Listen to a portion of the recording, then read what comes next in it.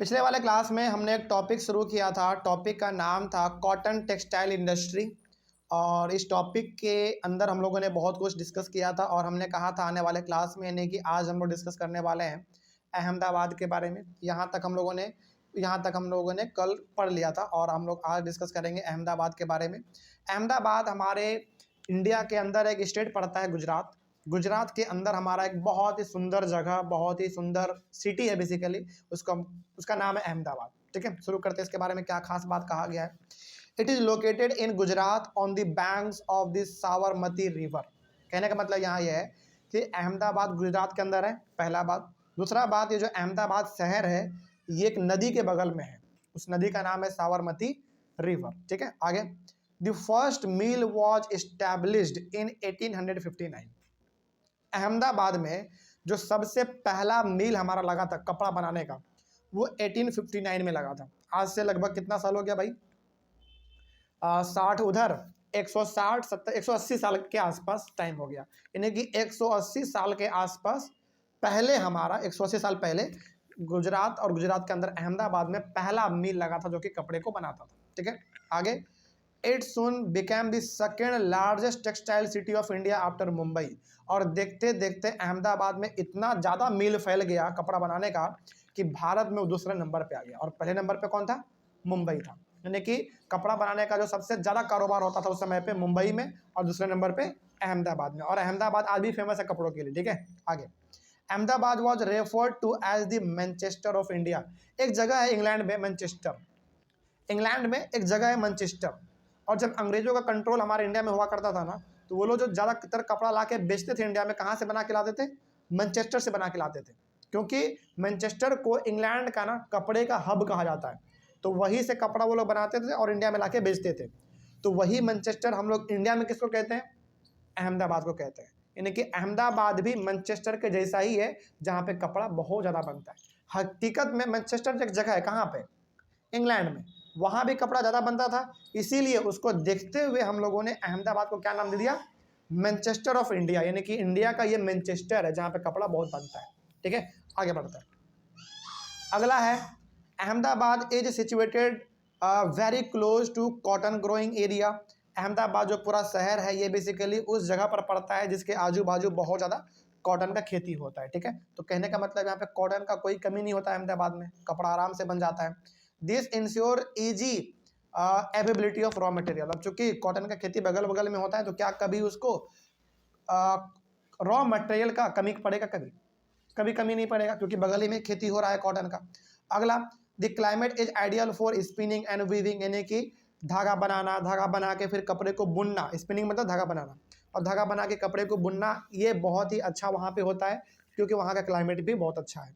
ठीक है, the flat land and easy availability of land is suitable for the establishment of the mills. चूँकि अहमदाबाद जो पूरा जगह है ना, वो बिल्कुल फ्लैट है। फ्लैट मतलब बिल्कुल प्लेन है, और प्लेन होने के वजह से और आसानी से वहाँ पे जमीन भी मिल जाता है आसानी से। तो ये दो ऐसे वजह हैं जहाँ जिसके कारण वहाँ पे बहुत ज़्यादा मिल आपको देखने को मिलते हैं।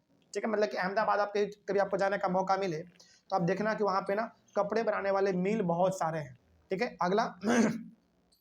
The densely populated states of Gujarat and Maharashtra provide both skilled and semi skilled labour. अब देखो, गुजरात जो है ना आपका महाराष्ट्र के बगल में पड़ता है, यानी कि महाराष्ट्र नीचे है और गुजरात आपका ऊपर पड़ता है। तो गुजरात में काम करने के लिए, और गुजरात में भी खास करके कहाँ पे? अहमदाबाद में काम करने के लिए जो लेबर है, दोनों प्रकार का लेबर, जो स्किल्ड है और जो अनस्किल्ड है, मतलब कि जो कि पढ़े लिखे हैं और जो पढ़े लिखे नहीं है, दोनों प्रकार का लेबर उसको गुजरात और महाराष्ट्र से मिल जाता है अहमदाबाद में काम करने के लिए। ठीक है, अगला। कहने का मतलब गुजरात के शहर जो है आपका एक अहमदाबाद, वहाँ पे किसी चीज़ का कमी नहीं है, इसीलिए वहाँ पे कपड़ा ज़्यादा बनता है। Well developed road and railway network permits easy transportation of textiles to different parts of the country.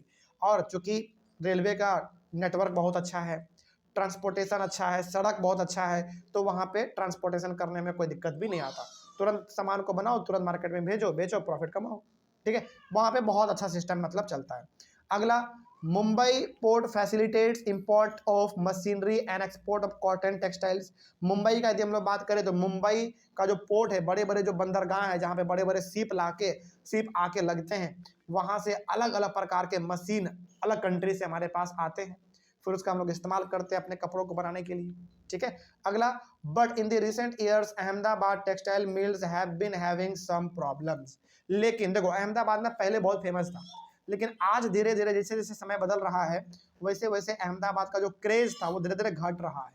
मतलब कि अहमदाबाद जितना फेमस था वो उतना फेमस आज नहीं रहा, ये धीरे धीरे बहुत ही नीचे जा रहा है। Several textile mills have closed down. बहुत सारे तो ऐसे मिल्स हैं जहाँ पे कपड़े बनते थे अहमदाबाद में, वो धीरे धीरे क्या हो गए, बंद हो गए, मतलब पूरी तरीके से बंद हो गया। This is due to the emergence of new textile centres in the country as well as non upgradation of machines and technology in the mills of Ahmedabad. Ahmedabad में क्यों बंद होते चले गए मशीन मिल्स? इसलिए बंद होते चले गए, पहली बात इसलिए क्योंकि अब अहमदाबाद ही नहीं बल्कि पूरे इंडिया में कॉटन मिल क्या हो गया है, लग गया है, तो उसका इंपॉर्टेंस क्या हो गया, घट गया, ठीक है। उसी प्रकार से अहमदाबाद का जो मशीन था, जो मिल था, वो इसलिए भी बंद हो गया क्योंकि वो लोग पुराना ही मशीन का इस्तेमाल करते थे, टेक्नोलॉजी में कोई इंप्रूवमेंट नहीं करते थे वो लोग, इसलिए वहाँ पे कपड़े का पूरा व्यापार ही बंद हो गया, ठीक है। तो यहाँ पे आपने पढ़ा अहमदाबाद पहले कितना फेमस था और अब कितना वो नीचे चला गया है, ठीक है, ये आपने पढ़ लिया, बहुत इंपॉर्टेंट था ये। तो ये अहमदाबाद के बारे में बात हुआ। हमारा एक और बहुत बड़ा इंपॉर्टेंट सिटी है जिसका नाम है ओसाका, लेकिन ये ओसाका इंडिया में नहीं है, ये ओसाका कहाँ पड़ता है आपका, जापान में है, ठीक है। चलिए इसके बारे में भी देख लेते हैं क्या है। It is an important textile centre of Japan. Japan भी एक बहुत सुंदर कंट्री, आपको पता है जापान भी बहुत ही सुंदर कंट्री है। और जापान में एक शहर है, उस शहर का नाम है ओसाका, ठीक है। और ओसाका में बहुत इंपॉर्टेंट कपड़े हमारे बनते हैं और ये जापान में पड़ता है। ओसाका, ओसाका, विशाखापट्टनम तो इंडिया में है, ओसाका OSAKA ओसाका ये जापान में पड़ता है, ठीक है। जापान का बहुत इंपॉर्टेंट सिटी है और वहाँ पे कपड़े बहुत बड़े लेवल पे बनते हैं।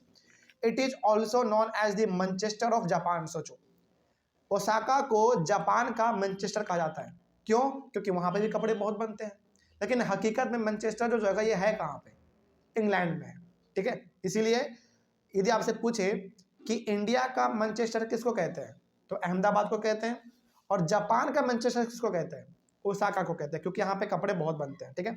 आगे, the textile industry developed in Osaka due to several geographical factors.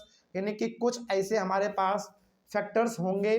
देखो, कोई भी इंडस्ट्री वहाँ पे लगता है जहाँ पे उसको सब चीज़ आराम से मिल जाए, रॉ मटेरियल, जमीन, पानी, बिजली, प्रॉफिट, मार्केट, सब कुछ मिल जाए।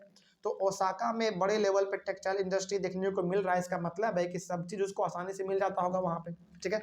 अगला, the extensive plain around Osaka ensured that land was easily available for the growth of cotton mills. यानी कि ओसाका जो सिटी है आपका जापान के अंदर, वो भी बिल्कुल फ्लैट लैंड है, एकदम पूरा प्लेन है, और प्लेन जगह पे इंडस्ट्री ज़्यादा लगते हैं।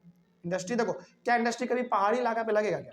कभी नहीं, क्योंकि कोई भी चाहेगा कि यार कभी भी वो नीचे गिर सकता है, इसीलिए प्लान जगह पे लगाया जाता है। और ओसाका भी हमारा बिल्कुल एक अच्छा जगह है इंडस्ट्री को सेटअप करने के लिए जापान में, ठीक है। अगला, warm and humid climate is well suited to spinning and weaving.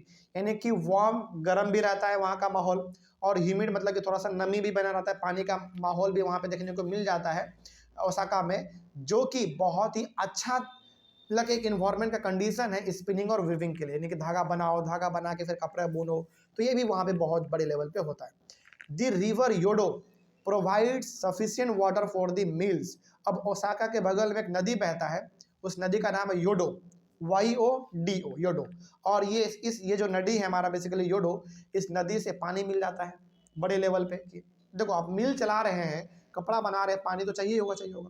तो ओडो एक नदी है जो कि पानी का पूरा जरूरत पूरा कर देता है, ठीक है। अगला, लेबर इज इजिली अवेलेबल। आराम से लेबर भी मिल जाता है आसानी से, उतना भटकना नहीं पड़ता।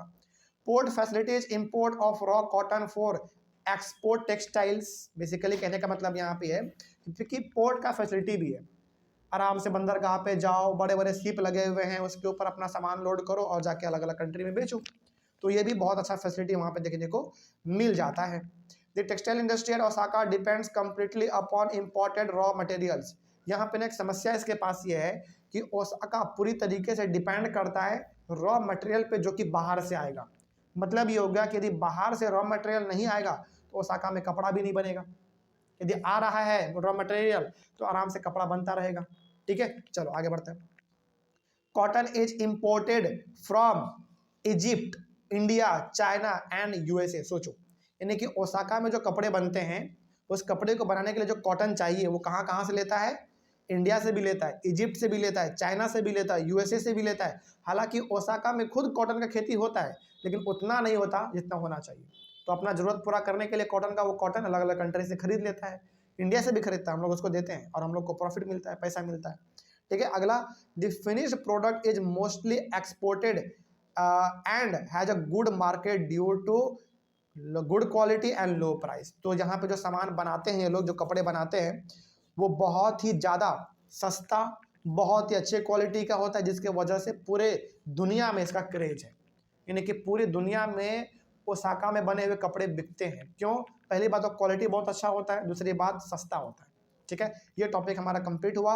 अगले वाले क्लास में हम लोग, अच्छा एक पॉइंट और है, the cotton textile industry of Osaka has been replaced by other industries like iron and steel, ship building, automobiles, electrical equipment and cement. कहने का मतलब ये है कि ओसाका पहले फेमस था केवल और केवल कपड़े बनाने के लिए, लेकिन अब ओसाका में अलग अलग प्रकार के इंडस्ट्री भी आने लगे हैं। जैसे आयरन एंड स्टील इंडस्ट्री आ गया, शिप बिल्डिंग मतलब जो बड़े बड़े जहाज बनाते हैं वो इंडस्ट्री आ गया, ऑटोमोबाइल मतलब जो बड़े बड़े गाड़ी ऐसा बनाते हैं वो इंडस्ट्री भी आ गया, इलेक्ट्रिकल इक्विपमेंट मतलब जो बिजली वाले काम करते हैं वो इंडस्ट्री भी आ गया। कहने का मतलब ओसाका में अब आपको हर प्रकार का इंडस्ट्री देखने को मिल जा रहा है। ठीक है, चलिए ये टॉपिक हमारा कंप्लीट हुआ। एक लास्ट टॉपिक हमारा जो बच रहा है इस चैप्टर के अंदर वो है इंफॉर्मेशन टेक्नोलॉजी यानी कि आईटी। ये हम लोग अपने अगले वाले क्लास में डिस्कस करेंगे। Thank you very much.